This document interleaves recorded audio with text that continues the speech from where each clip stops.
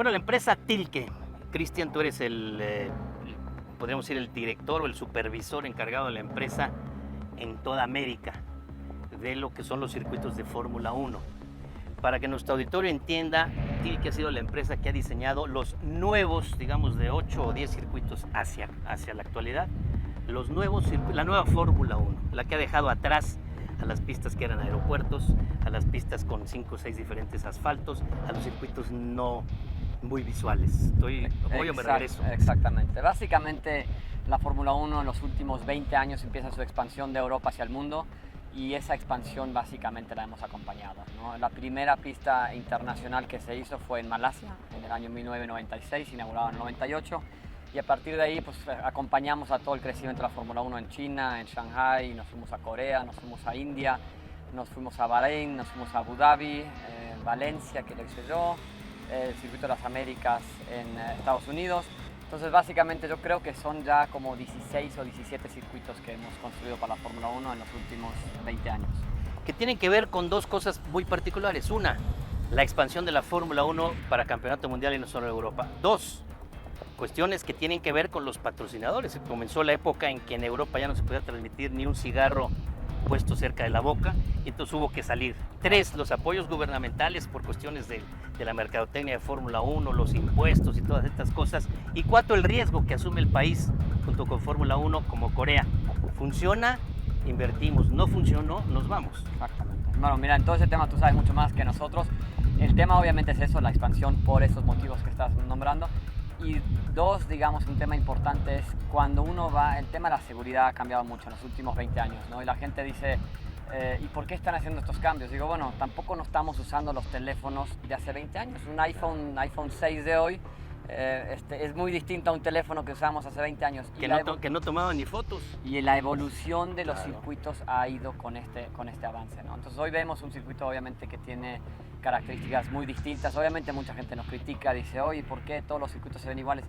Pero bueno, las muertes que hubo en 93 creo que fue Senna, ¿no? La de Ayrton Senna da Silva se debe y se achaca mucho al tipo de asfalto y al tipo de circuito. Entonces cuando... Y Ratzenberger fueron el mismo fin de semana, viernes y sábado. Y el accidente de Rubens Barrichello, en esa misma serie de grandes premios hubo 3 accidentes. Exacto. El mortal parecía el de Barrichello y sin embargo se apareció caminando.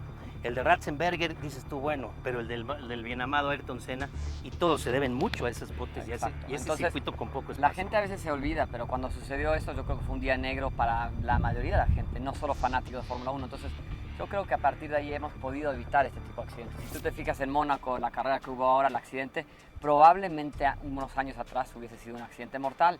Sin embargo, hoy en día, con barreras de protección como la gente, un accidente del corredor sale caminando, ¿no? El mismo accidente de Checo en Mónaco, que pudo haber sido mortal en cualquier otro momento.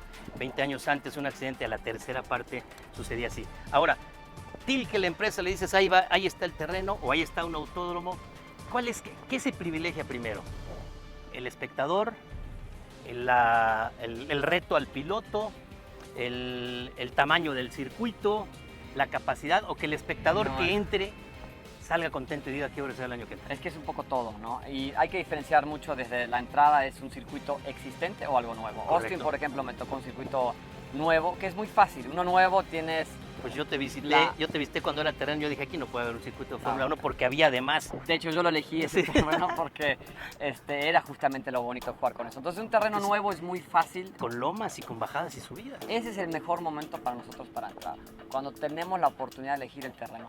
En México entramos en una situación muy difícil en realidad, porque es un circuito 1 existente, 2 con mucha historia, 3 es plano, 4 en unas condiciones de suelo muy difíciles, 5 con eventos que tenemos. Te voy a interrumpir. Ahí vienen todas una serie. Cuando me dicen ¿qué es más fácil? ¿Uno nuevo o uno viejo? Es mucho más fácil uno nuevo. ¿Hubo la tentación de hacer el Gran Premio en otra ciudad por esas circunstancias? Claro. ¿Cancún? Claro, yo vivo en Cancún, hace 11 años vivo en Cancún. ¿El paraíso? El proyecto de la Mantarraya es de Tilke, es mi proyecto. Ahí está, sí. Yo vivo en México desde el Mantarraya 2004. es un circuito que se diseñó pero que nunca existió. Y es un circuito que diseñamos nosotros en el 2003, 2004. Yo me fui a vivir a Cancún por ese proyecto. 2 años lo tuvimos, viene Wilma, viene el huracán, nos rompe el proyecto. Y el tema sí fue, Cancún quizá es el lugar óptimo para hacerlo. Lo que pasa, no siempre puedes lograr lo óptimo. A veces tienes que irte quizá a lo práctico y a lo realizable. Y en su momento, en el 2011, era la disyuntiva, ¿se va a Cancún o se va a México? Y México resultó por tiempos bastante más factible y se decidió hacerlo en México. Ahora, platícame un reto que tuvieron ustedes que para mí es enorme. Cuando estuvo aquí la serie Indy y la serie Kart, los 28,000 que van a estar aquí bostezaban en la quinta vuelta. Entre un coche era lo mismo que detener un taxi y irte caminando. Una vuelta así y pasaba por acá y la gente se sintió defraudada. Hubo silbidos, aventaron cosas, hubo gente que no regresó al año siguiente y al tercero solamente porque pusieron ahí un concierto impresionante. La gente se acuerda de eso. Claro. Platícame cómo se resuelve ese reto. Bueno, yo creo que en este caso se resolvió. Porque no puedes mover esas tribunas. Vimos que se vendió todo. Digamos, de hecho, este es el área donde se vendió, creo que lo más rápido de todo y está al 100% vendido. De hecho, yo compré mis propios boletos acá adentro porque pienso que es un lugar muy interesante. Pero ojo, la realidad la vas a ver el día del evento. Nosotros pensamos que con el diseño que hicimos logramos mitigar. Ojo, pero hay que también saber las limitaciones que tenemos. El diseño que hicieron es, entran por la parte externa, que se llama la recta que antes pegaba en la peatonal. Exactamente. 90 grados. Esta es la curva 12, un punto de frenada, probablemente va a haber un punto de sorpaso justo antes de esa curva. Si tú como diseñador dices, van a llegar a 140, 150 y van a hacer... Esta curva a 156 kilómetros por hora la van a tomar, van a llegar a 199 kilómetros por hora acá. En un tramo de sí. 100 metros. Sí van a tener... hacer un acelerón ahí y luego... Van a tener el sentimiento de la velocidad del público. Van a entrar a 156, subir a 200. Estas curvas las van a dar entre 126 y 140 kilómetros por hora. Entonces, sí, en Fórmula 1 me imagino que va a haber acción. Ojo, no va a ser quizá el área más interesante de la pista. Creo que las S, por ejemplo, que son técnicas, que son rápidas, pueden ser más interesantes. Pero era difícil poner público en ese sector. Al día de diseñar un circuito, tú mismo lo hablabas. La gente piensa que nada más vemos la perspectiva del piloto. Nada que ver. Los 20 pilotos son muy importantes. Después están las 3.000 personas que las acompañan. Los team buildings, dónde tiene su energía, cómo funciona. Los 500 periodistas que tienen su lugar. Los 100.000 espectadores que van a tener vistas. Pero mira, la teoría a veces, esto es lo que nosotros hacemos, las simulaciones que vemos. La realidad es que tú hasta el mismo domingo no vas a saber cómo una pista se desempeña. Y hay pistas que de repente dicen son pistas aburridas y al otro año hay una carrera espectacular, ¿no? Entonces, tú lo has visto. Bueno. Entonces, no es como que en esta pista siempre hay carreras buenas, ¿no? Esperemos que se dé una muy buena carrera en México. Ahora, este tipo de asfalto que estamos utilizando en la pista, sabiendo que esta pista va a tener ondulaciones el año que van ustedes que reparar porque estos son sitios, ustedes conocen ese ahí más que yo, pero fue el reto de muchos años aquí. Este tipo de asfalto es el que encontrarán en cualquiera de estos 16 circuitos que tiene que diseñó. Exactamente, así es. O sea, ¿la norma es exacta? La norma, la especificación cambia un poco. Por ejemplo, en Austin pusimos 18 centímetros de asfalto, ¿sí? En México pusimos 10. Tenía que ver con el peso que le podemos cargar al suelo. Como estamos construyendo sobre un lago, teníamos miedo de sobrecargarlo y producir hundimientos. Una pregunta, ¿qué es más retador? En Austin te encontraste lomas, montañitas rectas y aquí te encuentras suelo aparentemente parejo, pero un suelo que allá hay agua y aquí hay piedra. Mira, en Austin el retador para el piloto, es que es retador que pero para la ingeniería. No, para ti, para construir, ¿qué dices? México fue muy difícil. México, el suelo que encontramos acá fue un reto muy difícil, pero asumimos los riesgos, digamos. Nosotros a la hora de construirlo fue un compromiso de decir, ¿sabes qué? Se va a construir a este nivel sabiendo que en 2 años se va a tener que probablemente dar mantenimiento. Pues no podemos luchar contra la naturaleza, contra un terremoto, contra hundimientos. Entonces ahí estamos reaccionando a eso, ¿no? De todos los circuitos retadores, de todos estos que has construido, obviamente quítale la parte fancy, la parte hermosa, la parte así. Circuito, equilibrio con tribunas. Sí, eso yo creo que lo está diciendo es perfectamente correcto. Mira, es muy difícil competir contra un Abu Dhabi y presupuestos ilimitados. Correcto. Porque arquitectónicamente pudimos hacer casi lo que queríamos, ¿no? Construir una marina, construir un hotel que costó $400 millones. Entonces, tuvimos más presupuesto para el techo del hotel de Abu Dhabi que para toda la pista acá. Es increíble, el techo del hotel de Abu Dhabi, pero allá tienes la arena del desierto. Sí, pero lo que yo digo, lo que tú decías es, yo creo que encontrando ese balance de economía versus costo versus espectáculo, creo que estamos haciendo una cosa espectacularmente bien acá en México.